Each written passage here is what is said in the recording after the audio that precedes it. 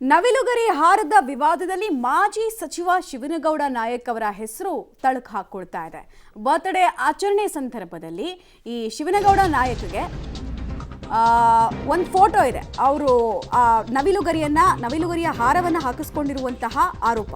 July 14ನೇ ತಾರೀಕು ಹುಟ್ಟುಹಬ್ಬದ ವೇಳೆ ನವಿಲುಗರಿ ಹಾರವನ್ನು ಹಾಕಿದ್ದಾರಂತೆ ಯಾರೋ ಬೆಂಗಳೂರು ಮೂಲದವರು. ಬಟ್ ಈಗ ಇದೇ ಹಾರ ಇವರಿಗೆ ಅಪಾಯವನ್ನು ತರಬಹುದಾ ಅನ್ನೋ ಪ್ರಶ್ನೆ ವೈರಲ್ ಆದ ಬೆನ್ನಲ್ಲೇ ಆರ್ಟಿಐ ಕಾರ್ಯಕರ್ತ ದಿನೇಶ್ ಕಲ್ಲಳ್ಳಿ ದೂರು ಕೊಟ್ಟಿದ್ದಾರೆ. ವನ್ಯಜೀವಿ ಸಂರಕ್ಷಣಾ ಕಾಯ್ದೆ ಉಲ್ಲಂಘನೆ ಆಗಿದೆ ಅನ್ನೋ ಆರೋಪದ ಅಡಿಯಲ್ಲಿ ಕ್ರಮ ಕೈಗೊಳ್ಳಬೇಕು ಇವ್ರ ಮೇಲೆ ಅಂತ ಹೇಳಿ ಪ್ರಧಾನ ಮುಖ್ಯ ಅರಣ್ಯ ಸಂರಕ್ಷಣಾಧಿಕಾರಿಗೆ ಇಮೇಲ್ ಮುಖಾಂತರ ದೂರನ್ನು ಸಲ್ಲಿಸಿದ್ದಾರೆ. ರಾಷ್ಟ್ರ ಪಕ್ಷಿ ನವಿಲಿನ ಗರಿಯಿಂದ ತಯಾರಿಸಿದ ಹಾರವನ್ನು ಬಳಕೆ ಮಾಡಿದ್ದಾರೆ, ಅದನ್ನು ಸಾರ್ವಜನಿಕವಾಗಿ ತೋರಿಸಿದ್ದಾರೆ. ಇದ್ರ ಇಂಪ್ಯಾಕ್ಟು ಜನರ ಮೇಲೆ ಕೆಟ್ಟದಾಗ ಆಗುತ್ತೆ. ಇನ್ನೊಂದಷ್ಟು ಜನ ನವಿಲುಗರಿ ಹಾರವನ್ನು ಮಾಡಿಸ್ಕೊಳ್ಳೋದಕ್ಕೆ ಮುಂದಾದರೆ, ಯಾಕಂದರೆ ಯೂಶಲಿ ರಾಜಕಾರಣಿಗಳು ಸೆಲೆಬ್ರಿಟಿಗಳನ್ನೆಲ್ಲ ಫಾಲೋ ಮಾಡೋರಿಗೆ ಏನು ಅನ್ಸುತ್ತೆ, ನಾವು ಮಾಡಿಸ್ಕೊಳ್ಬೇಕು, ನಮಗೂ ಆ ಥರದ ಹಾರ ಬೇಕು ಅಂತ ಅನಿಸುತ್ತೆ. ಇದು ವನ್ಯ ಸಂಪತ್ತನ್ನು ಹಾಳು ಮಾಡೋ ರೀತಿ ಆಗುತ್ತೆ ಅಂತ ನಿಮಗೆ ಫೋಟೋ ತೋರಿಸ್ತಾ ಇದ್ದೀವಿ. ನವಿಲುಗರಿ ಹಾರದ ಜೊತೆಗೆ ಹಾರ ಹಾಕಿಸ್ಕೊಂಡು ಖುಷಿಯಾಗಿ ಅಲ್ಲಿ ಮಾತಾಡ್ತಾ ಇರುವಂತಹ ಫೋಟೋ ಶಿವನಗೌಡ ನಾಯಕ್ ಅವರದ್ದು. ವನ್ಯ ಸಂಪತ್ತಿಗೆ ಅಪಾರ ನಷ್ಟ ಇದರಿಂದ ಆಗಿದೆ. ಇವರ ವಿರುದ್ಧ ಈಗ ಅರಣ್ಯ ಕಾಯ್ದೆಗಳ ಉಲ್ಲಂಘನೆ ಆರೋಪದ ಅಡಿಯಲ್ಲಿ ಕೇಸ್ ದಾಖಲಿಸಿಕೊಳ್ಳಿ ಅಂತ ದಿನೇಶ್ ಕಲ್ಲಳ್ಳಿ ದೂರನ್ನು ಕೊಟ್ಟಿದ್ದಾರೆ. ಈ ದೂರನ್ನು ಹೆಂಗೆ ಪರಿಗಣಿಸ್ತಾರೆ ಅನ್ನೋದು ಪ್ರಶ್ನೆಯಾಗಿ ಉಳಿತಾ ಇದೆ.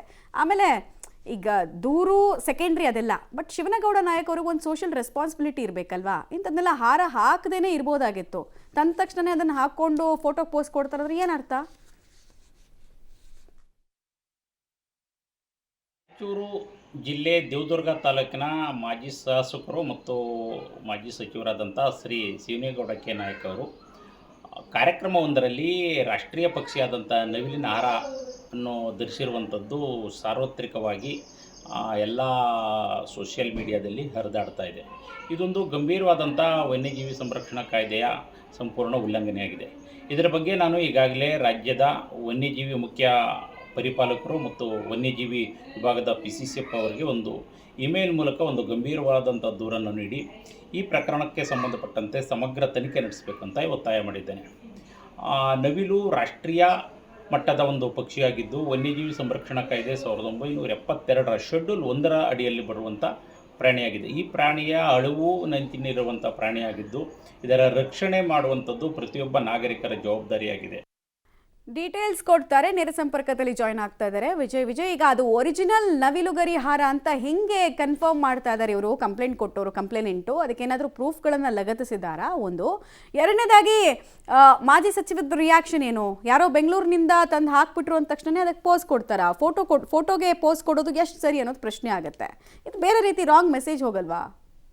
ನಿಜಕ್ಕೂ ಮಮತಾ, ಏನು ಈ ಒಂದು ಪ್ರಕರಣದಲ್ಲಿ ನಾವು ಗಮನಿಸಬೇಕಾಗಿರುವಂಥದ್ದು ಮುಖ್ಯವಾಗಿ ಎರಡು ವಿಚಾರಗಳನ್ನು. ಒಂದು, ಏನು ಪ್ರಭಾವಿ ರಾಜಕಾರಣಿಯಾಗಿರುವಂಥವ್ರು ಮಾಜಿ ಸಚಿವರಾಗಿರುವಂಥ ಕೆ ಶಿವನಗೌಡ ನಾಯಕ್ ಅವರು ಏನಿದ್ದಾರೆ ಅವರ ಒಂದು ಈ ಒಂದು ನೈತಿಕ ಹೊಣೆ ಅನ್ನುವಂಥದ್ದು. ಜೊತೆಗೆ ಎರಡನೇ ಅಂಶ ಇರುವಂಥದ್ದು ಈ ಅರಣ್ಯ ವನ್ಯ ಸಂರಕ್ಷಣಾ ಜೀವಿ ಕಾಯ್ದೆ ಏನಿದೆ ಅದರ ಉಲ್ಲಂಘನೆ ಅನ್ನುವಂಥದ್ದು. ಯಾಕಂದರೆ ಪ್ರಭಾವಿ ವ್ಯಕ್ತಿಯಾಗಿರುವಂಥವ್ರು ಅವ್ರಿಗೆ ಸನ್ಮಾನ ಮಾಡಲಿಕ್ಕೆ ಬಂದಂಥವ್ರು ಏನು ಉಡುಗೊರೆಯನ್ನು ಕೊಟ್ಟಿದ್ದಾರೆ ಅದು ಕಣ್ಣಿಗೆ ಕಾಣುವ ರೀತಿಯಲ್ಲೇ ಅಷ್ಟೊಂದು ನವಿಲು ಗರಿಗಳನ್ನು ಬಳಸಿ ಮಾಡಿರುವಂಥ ಒಂದು ಹಾರ ಇದೆ. ಇದನ್ನು ಹಾಕಿಕೊಳ್ಳುವಂಥದ್ದು ಎಷ್ಟು ಮಟ್ಟಿಗೆ ಸರಿ ಮತ್ತು ಏನು ಮೆಸೇಜನ್ನು ನಾವು ಇದನ್ನು ಕೊಡ್ತೀವಿ ಅನ್ನುವಂಥ ವಿಚಾರವನ್ನು ಮಾಜಿ ಸಚಿವರು ಮಾಡಬೇಕಾಗಿತ್ತು ಅನ್ನುವಂಥ ವಿಚಾರ. ಜೊತೆಗೆ ಈ ಒಂದು ಕಾಯ್ದೆಯ ಪ್ರಕಾರ ಯಾವುದೇ ರೀತಿಯ ವನ್ಯಜೀವಿಗಳ ಅಂಗಾಂಗಗಳನ್ನು ಸಂಗ್ರಹಿಸಿಡೋ ಆಗಿಲ್ಲ, ಅದನ್ನು ಮಾರಾಟ ಮಾಡುವಾಗಿಲ್ಲ, ಪ್ರದರ್ಶನ ಕೂಡ ಮಾಡುವಂಗಿಲ್ಲ ಮತ್ತು ಅದನ್ನು ಉಡುಗೊರೆಯಾಗಿ ಇನ್ನೊಬ್ಬರಿಗೂ ಕೊಡೋಂಗಿಲ್ಲ. ಅದೆಲ್ಲ ಕೂಡ ಆ ಕಾಯ್ದೆಯಲ್ಲಿ ಸಂಪೂರ್ಣ ನಿಷಿದ್ಧ ಆಗಿದೆ.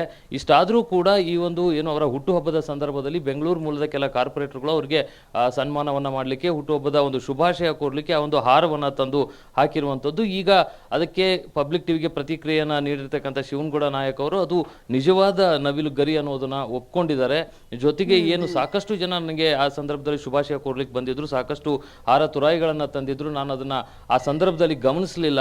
ಆದರೆ ಯಾವಾಗ ಒಂದು ದೂರು ದಾಖಲಾಗ್ತಾ ಇದೆ ಅಂತ ನನಗೆ ಗೊತ್ತಾದಾಗ ನಾನು ಅದನ್ನ ಪರಿಶೀಲನೆ ಮಾಡಿದ್ದೀನಿ. ಅದು ನಿಜವಾದ ನವಿಲು ಗರಿ, ಅದು ಆಗೋಗಿದೆ ಘಟನೆ, ನನಗೆ ತಿಳಿಯದ ರೀತಿಯಲ್ಲಿ ಆಗಿದೆ ಅನ್ನುವಂಥ ಮಾತನ್ನು ಹೇಳ್ತಾರೆ. ಜೊತೆಗೆ ಅರಣ್ಯ ಅಧಿಕಾರಿಗಳು ಬಂದು ವಿಚಾರಣೆಯನ್ನು ಮಾಡುವ ಸಂದರ್ಭದಲ್ಲಿ ಆ ಹಾರವನ್ನು ನಾನು ಮರಳಿಸ್ತೀನಿ ಅನ್ನುವಂಥ ಮಾತನ್ನು ಶಿವನಗೌಡ ನಾಯಕ್ ಅವರು ಹೇಳ್ತಾ ಇದ್ದಾರೆ. ಆದರೆ ಈ ಘಟನೆ ನಡೆಯೋಕ್ಕೂ ಮುಂಚೆ, ಆ ಫೋಟೋಗಳು ವೈರಲ್ ಆಗುವ ಮುಂಚೆನೇ ಶಾಸಕರು ಎಚ್ಚೆತ್ತಿದ್ರೆ ಬಹುಶಃ ಅದನ್ನು ತಪ್ಪಿಸಬಹುದಿತ್ತು ಮತ್ತು ಆ ಹಾರವನ್ನು ತಂದವರಿಗೂ ಕೂಡ ಒಬ್ಬ ರೆಸ್ಪಾನ್ಸಿಬಲ್ ಆಗಿರ್ತಕ್ಕಂಥ ಮಾಜಿ ಸಚಿವರಿಗೆ ಬುದ್ಧಿ ಹೇಳಿ ಕೂಡ ಬಳಸ್ಬೋದಾಗಿತ್ತು. ಈಗ ಅರಣ್ಯ ಅಧಿಕಾರಿಗಳು ಯಾವ ರೀತಿಯಾಗಿ ಈ ಒಂದು ಪ್ರಕರಣವನ್ನು ಅದೇನು ದಾಖಲಿಸ್ತಾರ, ಮುಂದೆ ತನಿಖೆ ಅಥವಾ ಕ್ರಮ ತೆಗೆದುಕೊಳ್ತಾರೆ ಅನ್ನೋಂಥದ್ದನ್ನು ನೋಡಬೇಕಾಗಿದೆ Mamata. Right Vijay, thank you, ತಮ್ಮೆಲ್ಲ ಮಾಹಿತಿಗೆ ಧನ್ಯವಾದ. ಅವರು ಅದನ್ನು ಆರ್ಟಿಫಿಷಿಯಲ್ ಅಂತ ಹೇಳಿ ಮುಚ್ಚಿಡಬಹುದಾಗಿತ್ತು, ಬಟ್ ಶಿವನಗೌಡ ನಾಯಕ್ ಹೇಳಿದಾರಂತೆ ಅದು ಒರಿಜಿನಲ್ ಅಂತ. ಹಾಗಾಗಿ ಮುಂದಿನ ಕ್ರಮ ಏನಿದೆ ಅದನ್ನು ಜರುಗಿಸ್ತಾರೆ.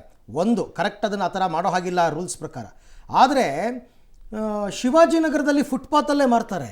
ಕೆಲವರು ಧಾರ್ಮಿಕತೆಗಂತ ಅದನ್ನ ಫ್ಯಾನ್ ತರ ಉಪಯೋಗಿಸ್ತಾರೆ ಬಂದು ನಿಮ್ಗೆ ಅದನ್ನ ಯಾರು ಪ್ರಶ್ನೆ ಮಾಡಲ್ವಾ? ನನಗೆ ಅದರ್ಥ ಆಗ್ತಿಲ್ಲಪ್ಪ. ಶಿವಾಜಿನಗರದಲ್ಲಿ ಫುಟ್ಪಾತಲ್ಲಿ ನವಿಲುಗರಿಗಳನ್ನ ಮಾರಾಟ ಮಾಡ್ತಾರೆ. ಏನು ಕಂತೆ ಇಟ್ಕೊಂಡಿರ್ತಾರೆ, ರೋಡಲ್ಲಿ ಫ್ಯಾನ್ ತಗೊಳ್ಳಿ ಅಂತ ಅಂದ್ಬಿಟ್ಟು ಮಾರಾಟ ಮಾಡ್ತಾರೆ. ಅಲ್ಲೆಲ್ಲ ವನ್ಯಜೀವಿ ಕಾಯ್ದೆ ಅಪ್ಲೈ ಆಗಲ್ವಾ?